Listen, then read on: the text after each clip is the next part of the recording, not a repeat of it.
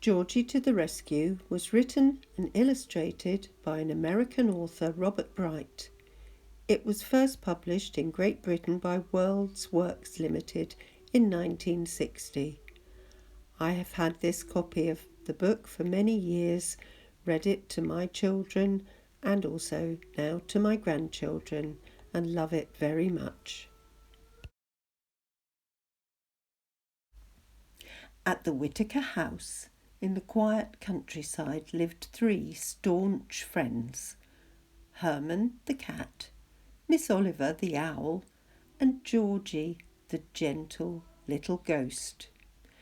Every night Georgie would creak the stairs and squeak the parlour door, and then Herman would prowl after his favourite mouse, and Miss Oliver would waken and hoot in her favourite tree, while Mr. and Mrs. Whittaker would yawn and know it was time for bed. So everything went peacefully and properly until one day Mr. and Mrs. Whittaker had a notion to visit the city.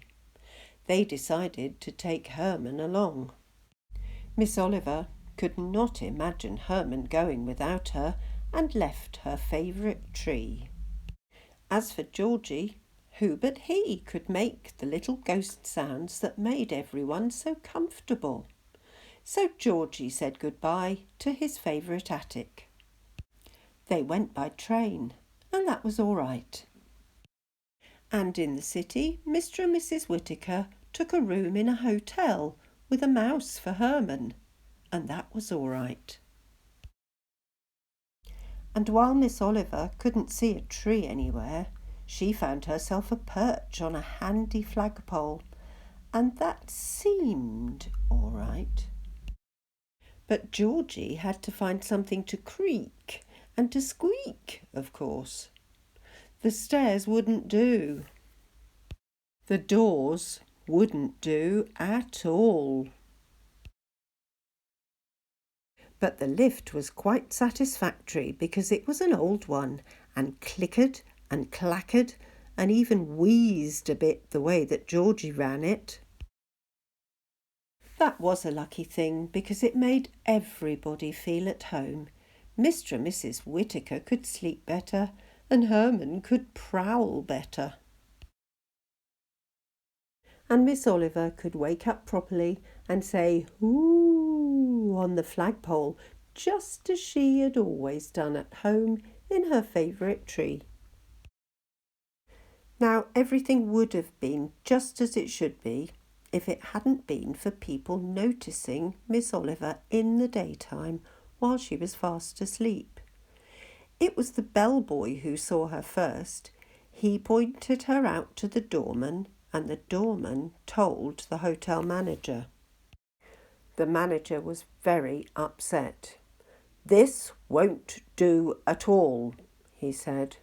"What will the guests think?" The hotel manager called a policeman. The policeman called the fireman. And the fireman gave Miss Oliver to the zoo because she seemed such a rare bird for a city.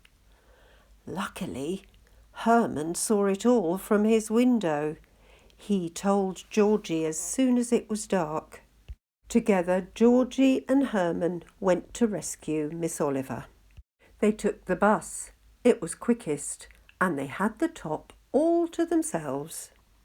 When they got to the zoo, they knew at once that they were in the right place because they could hear "ooh" and "ooh" and "ooh."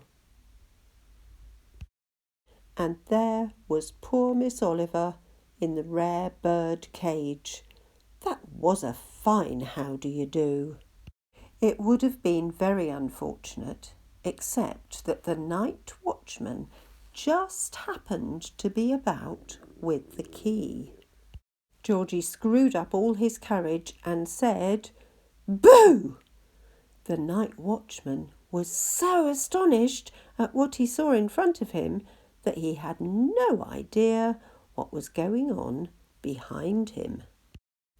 And so Georgie and Herman set Miss Oliver free, and then got back to the hotel again, so that Georgie could clicker and clacker and even wheeze the old lift again, and Mr. and Mrs. Whittaker could sleep properly again, and Herman could prowl properly again. But Miss Oliver found herself a perch where nobody would bother her again. Went on sleeping until Georgie told her that it was time to go back to the country again.